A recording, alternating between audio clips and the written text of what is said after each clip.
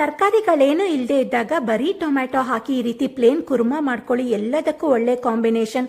ಅದರಲ್ಲೂ ಇಡ್ಲಿಗೆ ಸಖತ್ ಟೇಸ್ಟ್ ಇರುತ್ತೆ. ಮಸಾಲೆ ರುಬ್ಕೊಳ್ಳೋಕ್ಕೆ ತುರಿದ ಕಾಯಿ, ಟೊಮ್ಯಾಟೊ, ಹಸಿಮೆಣಸು, ಚಕ್ಕೆ, ಲವಂಗ, ಏಲಕ್ಕಿ, ಬೆಳ್ಳುಳ್ಳಿ, ಶುಂಠಿ, ಫ್ಲೇವರ್ಗೆ ಸೋಂಪಿನ ಕಾಳು, ಕುರ್ಮಾ ರಿಚ್ ಟೇಸ್ಟ್ ಬರಲಿಕ್ಕೆ ಗಸಗಸೆ, ಗೋಡಂಬಿ, ಹುರಿಗಡಲೆ ಹಾಕಿ ಬೇಕಾದಷ್ಟು ನೀರನ್ನು ಹಾಕಿ ನೈಸಾಗಿ ರುಬ್ಕೊಳ್ಳಿ.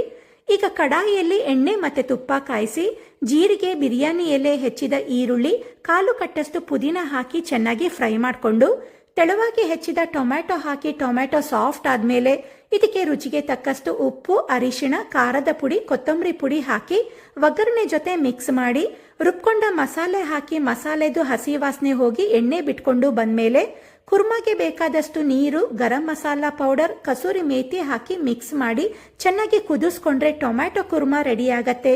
ಖಂಡಿತ ಟ್ರೈ ಮಾಡಿ. ರೆಸಿಪಿ ಇಷ್ಟ ಆದರೆ ವಿಡಿಯೋಗೆ ಲೈಕ್ ಕೊಟ್ಟು ನನ್ನ ಪೇಜ್ನ ಫಾಲೋ ಮಾಡಿ.